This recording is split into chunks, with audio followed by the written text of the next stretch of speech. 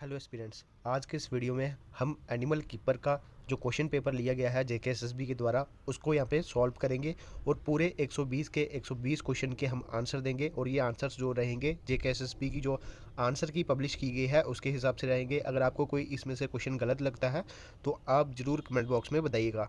चलिए दोस्तों, शुरू करते हैं और बढ़ते हैं जेकेएसएसबी के क्वेश्चन पेपर की तरफ। तो दोस्तों, आप सभी को पता ही है जेकेएसएसबी क्वेश्चन पेपर का हमने फोल्डर बनाया हुआ है अपने चैनल पे। आप हमारे चैनल को विजिट कर सकते हैं, वहाँ पे प्लेलिस्ट में जाकर जो प्लेलिस्ट में वहाँ पे आपको जेकेएसएसबी क्वेश्चन पेपर नाम का एक फोल्डर मिलेगा। उसमें आपको प्रीवियस ईयर के सभी क्वेश्चन पेपर देखने को मिलेंगे। तो मैक्सिमम आप सभी को पता ही है कि जेकेएसएसबी के जितने भी क्वेश्चन पेपर रहते हैं उसमें मैक्सिमम क्वेश्चंस जो है रिपीट हुए होते हैं, तो आप उन सभी को जरूर रिवाइज कीजिएगा। तो चलिए दोस्तों, शुरू करते हैं हमारा ये आज का वीडियो। क्वेश्चन नंबर फर्स्ट देख सकते हैं। क्वेश्चन नंबर फर्स्ट यहाँ पे पूछा गया है, which of the following is an example of common noun. Common noun आपको बताना है इन चारों में से ताजमहल, स्कूल, राहुल और मरकरी। तो यहाँ पे इसका जो इनमें से कॉमन नाउन रहेगा वो आपका बी पार्ट रहेगा, यानी कि स्कूल। बी इसका सही आंसर था। दोस्तों, हम जो है इसमें मैक्सिमम आंसर करने की कोशिश करेंगे। अगर हमने एक्सप्लेनेशन दी तो वीडियो काफ़ी लंबा हो जाएगा, इसलिए मैं सीधा इसको आंसर देने की ही कोशिश करूंगा।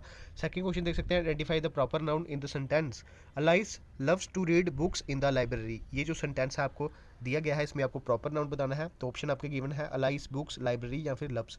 तो सेकंड का जो सही आंसर रहेगा दोस्तों वो आपका ए पार्ट रहेगा, यानी कि अलाइस। क्वेश्चन नंबर थर्ड पूछा गया है, choose the correct collective noun in the sentence. Collective noun यहाँ पे आपको बताना है, the swarm of the bees flu across the garden. तो ऑप्शन आपके गिवन है गार्डन, बीज, स्वार्म या फिर फ्लू। तो थर्ड का जो सही आंसर रहेगा वो आपका स्वार्म रहेगा। क्वेश्चन नंबर फोर्थ की तरफ बढ़ते हैं, the audience was applauding the performance. तो यहाँ पे द वर्ड ऑडियंस का यहाँ पे पूछा गया है, ये क्या है? प्रॉपर नाउन है, एब्स्ट्रैक्ट नाउन है, कोलेक्टिव नाउन है या फिर कॉमन नाउन है? तो फोर्थ का जो सही आंसर रहेगा दोस्तों वो आपका सी पार्ट रहेगा, collective noun. Question number fifth की तरफ बढ़ते हैं। क्वेश्चन नंबर फिफ्थ पूछा गया है, which noun is a plural form. तो प्लूरल फॉर्म आपको यहाँ पे बतानी है। तो चाइल्ड, ऑक्स, गूस और चिल्ड्रन यहाँ पे मेंशन है। तो फिफ्थ का जो आंसर रहेगा वो आपका डी पार्ट रहेगा, यानी कि चिल्ड्रन। क्वेश्चन नंबर 6 यहाँ पे पूछा गया है, his kindness is appreciated by all. The word kindness is ए। तो काइंडनेस क्या है? तो ऑप्शन देख सकते हैं, कोलेक्टिव नाउन है, मटेरियल नाउन है, कॉमन नाउन है या फिर एब्स्ट्रैक्ट नाउन है। तो 6 का जो सही पार्ट रहेगा दोस्तों वो आपका डी पार्ट रहेगा, यानी कि abstract noun. Kindness is a abstract noun. Moving to the next question, question number 7, which of the following is a compound noun यहाँ पे पूछा गया है। तो इनमें से कंपाउंड नाउन आपको बताना है। ऑप्शन देख सकते हैं, boyfriend, B friend, C dog, D tree. तो इसका जो सही आंसर रहेगा दोस्तों वो आपका ए पार्ट रहेगा, boyfriend is a compound noun. Question number 8 पूछा गया है, choose the correct plural form of the world leaf का यहाँ पे पूछा गया है। लीफ की प्लूरल फॉर्म आपको बतानी है। क्वेश्चन नंबर 8 का जो सही आंसर रहेगा दोस्तों वो आपका सी पार्ट रहेगा, यानी कि लीव्स। क्वेश्चन नंबर 9 की बात करें, क्वेश्चन नंबर 9 यहाँ पे पूछा गया है, what kind of noun is flock in the sentence a flock of words flew over the flood. तो फ्लॉक के बारे में बताना है, कॉमन नाउन है, कलेक्टिव नाउन है, एब्स्ट्रैक्ट नाउन है या फिर प्रॉपर नाउन है। तो 9 का जो सही आंसर रहेगा वो दोस्तों आपका कलेक्टिव नाउन रहेगा, यानी कि बी पार्ट। क्वेश्चन नंबर 10 की बात करें, which part of speech is the word quickly in the sentence. और शी रन्स क्यूकली, ये आपको सेंटेंस दिया गया है, इसमें क्यूकली के बारे में आपको बताना है। एडवर्ब है, वर्ब है, नाउन है या फिर एडजेक्टिव है। तो 10th का जो सही आंसर रहेगा वो आपका एडवर्ब रहेगा। क्वेश्चन नंबर 11 की बात करें, in the sentence the cat is sleeping on the mat. The word sleeping, sleeping के बारे में आप सभी को बताना है। तो ये क्या है? नाउन है, एडजेक्टिव है, वर्ब है या फिर एडवर्ब है। क्वेश्चन नंबर 11 यानी कि 11 का जो आंसर रहेगा वो आपका सी रहेगा, यानी कि वर्ब। क्वेश्चन नंबर 12 की बात करें, आइडेंटिफाई द प्रनाउन आपको बताना है in the sentence he is going to the store. तो क्वेश्चन नंबर 12 का जो सही आंसर रहेगा दोस्तों वो आपका ए पार्ट रहेगा, यानी कि ही। क्वेश्चन नंबर 13 की बात करें, in the sentence she sings beautifully. The word beautifully is a. Beautifully क्या है? एडवर्ब है, वर्ब है, नाउन है या फिर एडजेक्टिव है। क्वेश्चन नंबर 13 की बात करें तो उसका जो सही आंसर रहेगा वो आपका एडवर्ब रहेगा। क्वेश्चन नंबर 14 की बात करते हैं, विच of the following is a verb. Verb आपको बतानी है। ऑप्शन आपके गिवन है, जॉय, हैप्पीनेस, लाफिंग या फिर टेबल। तो क्वेश्चन नंबर 14 का जो सही आंसर रहेगा वो आपका सी पार्ट रहेगा, यानी कि लाफिंग। क्वेश्चन नंबर 15 के बारे में बात की जाए, which of the following is an example of conjunction. Conjunction यहाँ पे आपको बतानी है, स्लोली है, एंड है, चेयर है या फिर हैप्पी है। तो 15 का जो सही आंसर रहेगा वो आपका एंड रहेगा। What is the masculine form of niece का, नीस की जो आपको मस्कुलिन फॉर्म यहाँ पे आपको बतानी है। ऑप्शन गिवन है, नेफ्यू, मेल नीस, नीस मैन या फिर नन ऑफ द अबव। तो 16 का जो सही आंसर रहेगा वो आपका ए पार्ट रहेगा, nephew is the right one. Question number 17th की तरफ बढ़ते हैं, which is the masculine form of goose की मैस्कुलिन फॉर्म आपको यहाँ पे बतानी है। तो ऑप्शन आपके गिवन है, तो 17 का जो सही आंसर रहेगा वो आपका ए पार्ट रहेगा, यानी कि जेंडर। क्वेश्चन नंबर 18 की बात करें, what is the masculine form of the word doctor की मैस्कुलिन फॉर्म आपको बतानी है। ये काफ़ी आसान सा क्वेश्चन है, इसका जो सही आंसर रहेगा वो आपका सन रहेगा। नेक्स्ट क्वेश्चन की तरफ बढ़ते हैं, which type of reproduction involves only one parent, जो सिर्फ एक ही पेरेंट में देखने को मिलती है। तो क्वेश्चन नंबर 19 की बात करें तो इसका जो आंसर रहेगा वो आपका एसेक्सुअल रिप्रोडक्शन रहेगा। What is the term used to describe an organism that has both male and female reproductive organs? तो ऑप्शन आपके गिवन है हर्माफ्रोडाइट, बाइसेक्सुअल, यूनिसेक्सुअल या फिर मोनोशियस। जी हाँ दोस्तों, ये आपके क्वेश्चन है, ये आपके ऑप्शन है। ऑप्शन यहाँ पे देख सकते हैं आप। क्वेश्चन नंबर 20 का जो सही आंसर रहेगा वो आपका यहाँ पे रहेगा hermaphrodite. Hermaphrodite is the right one, A part इसका सही आंसर रहेगा। क्वेश्चन नंबर 21 की बात करें, what is the process of A solid turning directly into A gas called. जब एक सॉलिड गैस में कन्वर्ट होता है तो उसको हम क्या कहते हैं। क्वेश्चन नंबर 21 की बात करें तो इसका जो सही आंसर रहेगा वो आपका सब्लिमेशन रहेगा। क्वेश्चन नंबर 22 की बात करते हैं, विच of the following is an example of gas at room temperature. Gas आपको बताना है जो कि रूम टेम्परेचर पे यहाँ पे होती है। आइस है, वाटर है, ऑक्सीजन है या फिर आयरन है। तो ये काफ़ी आसान सा क्वेश्चन है। क्वेश्चन नंबर जो आंसर है ऑप्शन नंबर सी जो है इसका सही आंसर रहेगा। चलिए नेक्स्ट क्वेश्चन की तरफ बढ़ते हैं, क्वेश्चन नंबर 23 की तरफ, which state of matter has both A definite shape and A definite volume. तो ये आपको बताना है किस इनमें से जो ऑप्शंस है किसकी डेफिनेट शेप होती है और डेफिनेट वॉल्यूम होती है। तो ऑप्शन आपके यहाँ पे गिवन है सॉलिड, लिक्विड, गैस या फिर प्लाज्मा। तो 23 की बात करें इसका जो सही आंसर रहेगा दोस्तों वो आपका ए पार्ट रहेगा, यानी कि सॉलिड। क्वेश्चन नंबर 24 की बात करें, what happens to the particles of a substance when it is heated.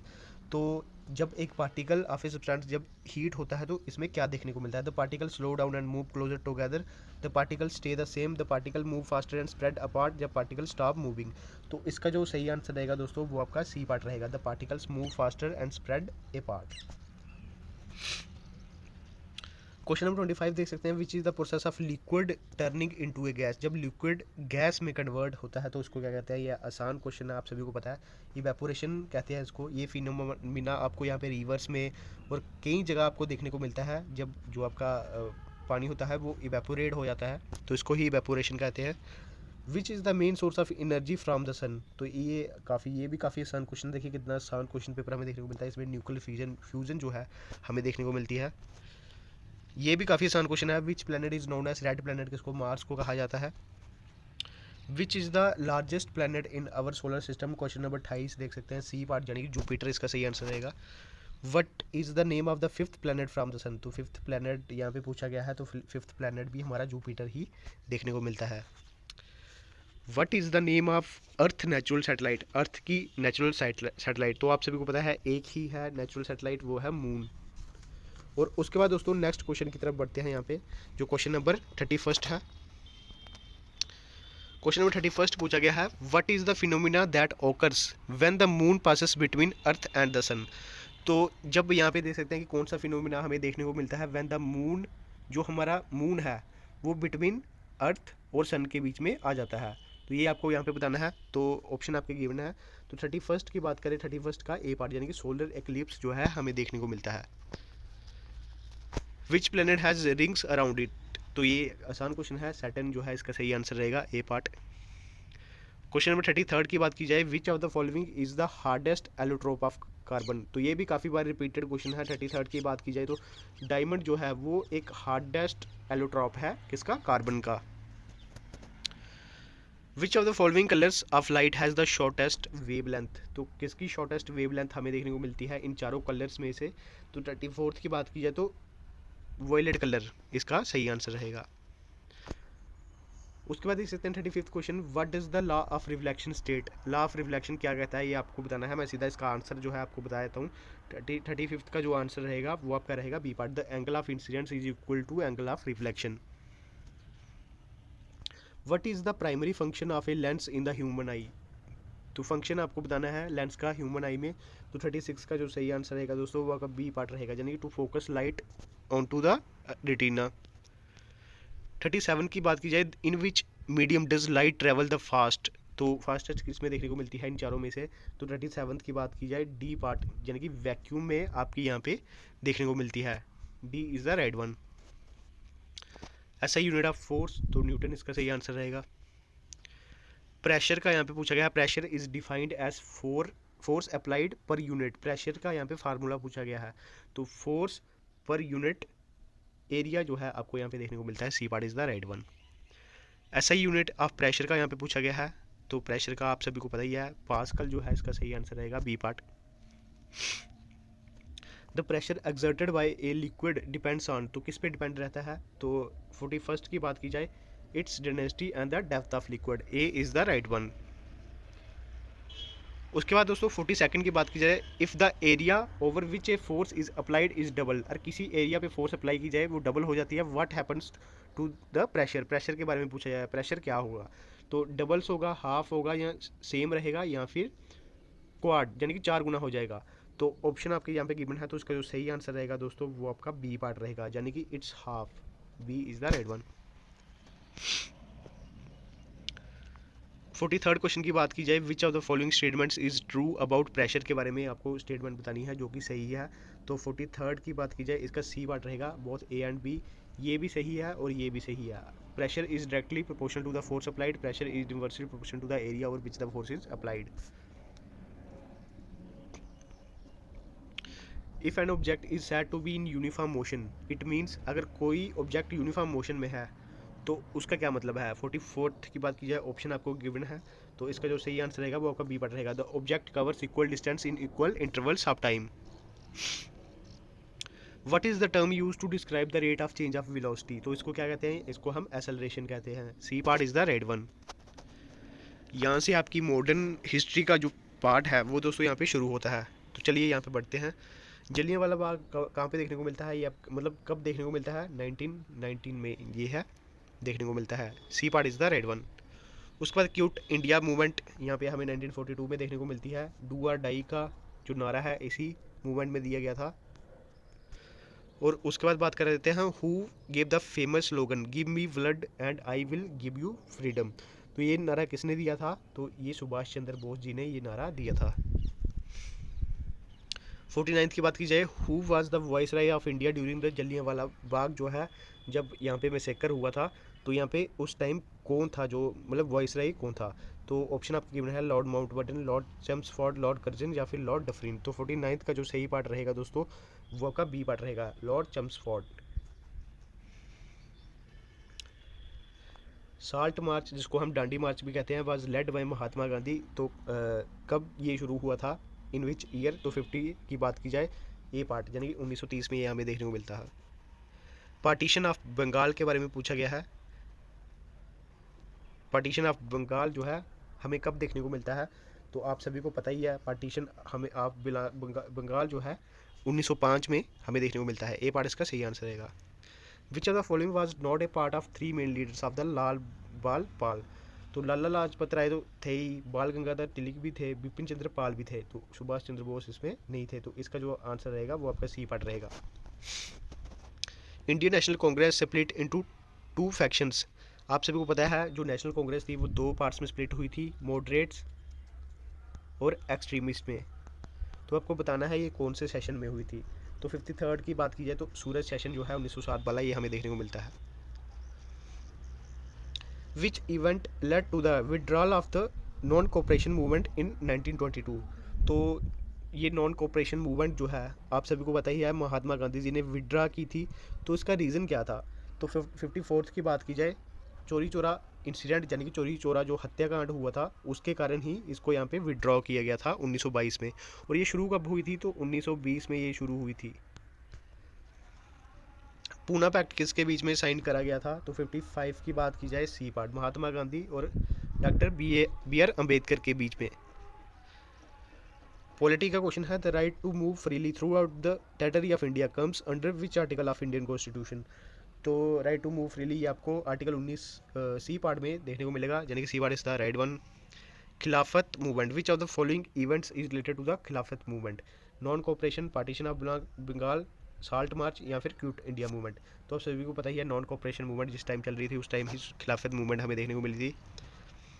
Question number 58 की बात की जाए, who gave the famous slogan Swaraj is my birth right and I shall have it. तो इसका जो सही आंसर रहेगा दोस्तों 58 का, वो आपका बी पार्ट रहेगा, यानी कि बाल गंगाधर तिलक। मोंटेग्यू चम्सफोर्ड रिफॉर्म हमें कब देखने को मिलता है, ये 1919 में जो है हमें देखने को मिलता है, B part is the right one. Who was the last British viceroy, यानी कि लास्ट वॉइसरॉय कौन था हमारा इंडिया का। तो 60 का जो सही आंसर रहेगा वो आपका डी रहेगा, यानी कि Lord Mountbatten. The famous Champaran Satyagraha was associated with issue of, तो ये किसके रिलेटेड जो है हमें देखने को मिलता है चंपारण सत्याग्रह। तो 61 की बात की जाए, इसका जो सही आंसर रहेगा वो आपका इंडिगो प्लांटेशन रहेगा।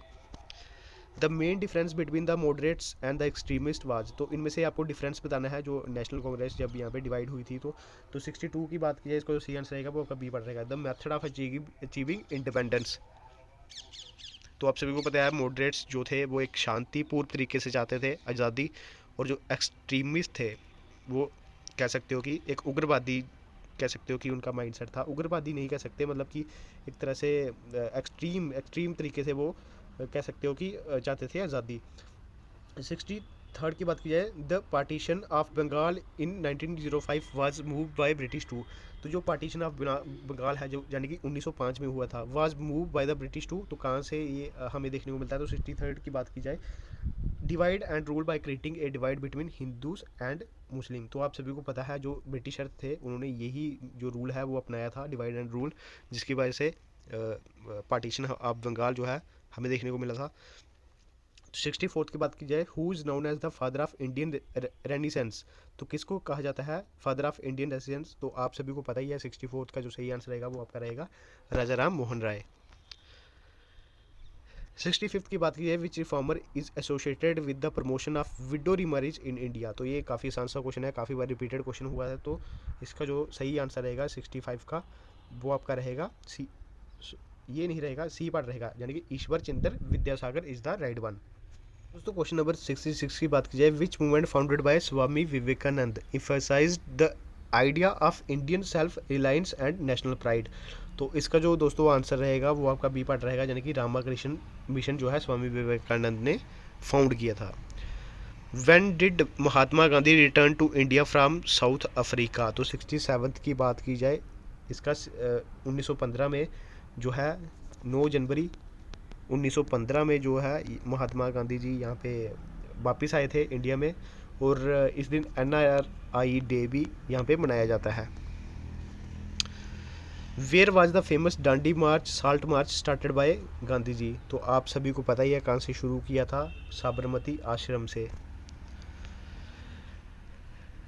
In 1929 at the Lahore session of the Indian National Congress, which resolution was passed under the leadership of Jawaharlal Nehru. तो आप सभी को पता ही है 69 का जो आंसर है वो पूर्ण स्वराज का कंप्लीट इंडिपेंडेंस का जो रेजोल्यूशन था वो जवाहरलाल नेहरू ने यहाँ पे पास किया था। क्वेश्चन नंबर 70 की बात की जाए, ये क्वेश्चन क्विट इंडिया मूवमेंट में कौन सा फेमस स्लोगन कॉइंड हुआ था। तो डू और डाई इसका सही आंसर रहेगा 70 का। 71 की बात की जाए, in which year did the Gandhi ji launch the civil disobedience movement, कब लॉन्च हुई थी। तो ये आपका 1930 में हमें देखने को मिलती है। 72nd क्वेश्चन की बात की जाए, which of the following was one of the main reason behind the launch of the quit India movement. एक मेन रीज़न आपको बताना है कि क्यूट इंडिया मूवमेंट क्यों लॉन्च करी गई थी। 72 की बात की जाए दोस्तों, जो इसका सही आंसर रहेगा वो आपका फेलियर ऑफ क्रिप्स मिशन रहेगा, यानी कि क्रिप्स मिशन जब फेल हुआ था उसके बाद ही ये जो मूवमेंट है लॉन्च करी गई थी। उसके बाद देख सकते हैं, what is the primary source of non renewable sources. तो ये आपको बताना है 73rd क्वेश्चन का जो आंसर रहेगा वो आपका फॉसिल फ्यूल्स रहेगा। Which of the following is a major consequence of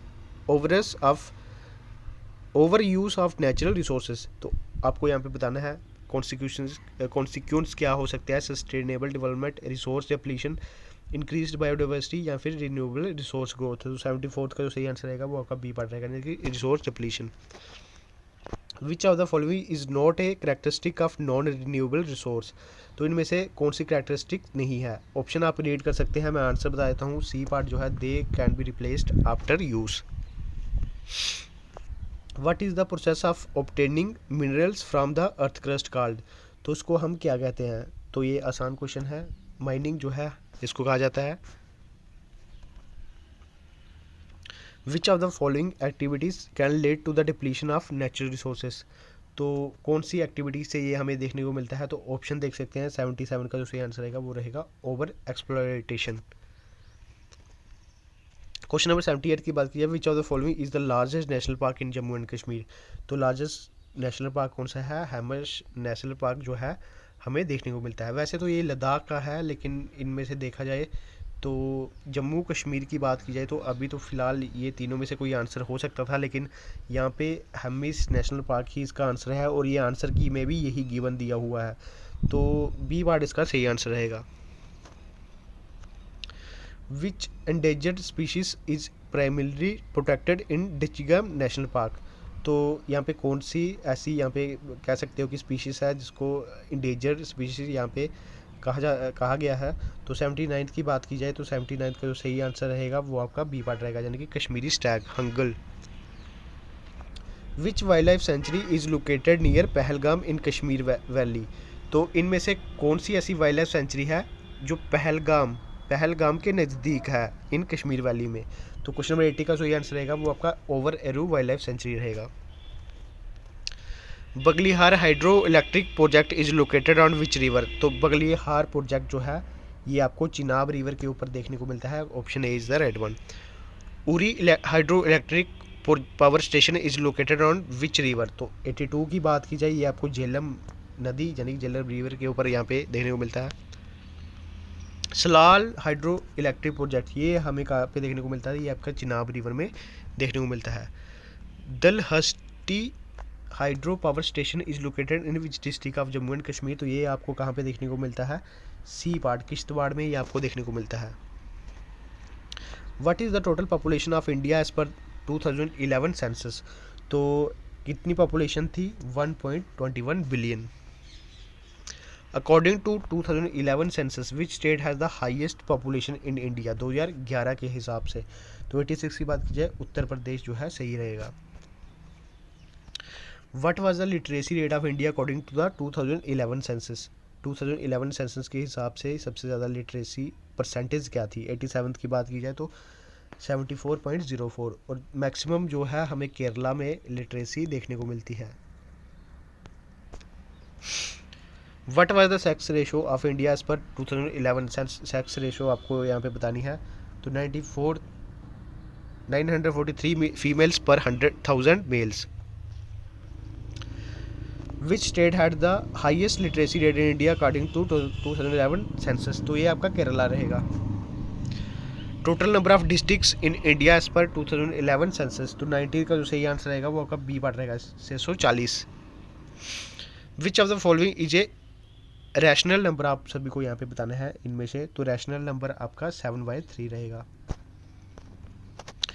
what is the decimal form of rational number 3/8, इसकी डेसिमल फॉर्म आपको बतानी है, इसको कैलकुलेट करके आंसर आ जाएगा, जो आंसर आएगा 0.375 आएगा। विच of the following represent the rational number between 1 and 2, ये आपको यहाँ पे बताने हैं। सेट्स कौन कौन से यहाँ पे आ सकते हैं, तो 1.5:3, 2.1, 2.25 ये आपको यहाँ पे ऑप्शन सही देखने को मिलेगा। What is the sum of 4/5 + 3/5, तो आप सभी को पता है ये काफ़ी आसान क्वेश्चन है। 4 + 3 और ये सेम हो जाएगा नीचे, तो 7/5 जो है इसका सही आंसर आ जाएगा। उसके बाद देख सकते हैं विच of the following is the correct definition of rational number की एक करेक्ट डेफिनेशन आपको बतानी है। तो 95 का जो सही आंसर रहेगा दोस्तों वो आपका ए पार्ट रहेगा, यानी कि a number that can express as PYQ form में आपको रैशनल नंबर देखने को मिलते हैं, where P and Q are integers and Q is not equal to 0, यानी कि Q जो है वो 0 के इक्वल नहीं होगा, विच इज़ राइट।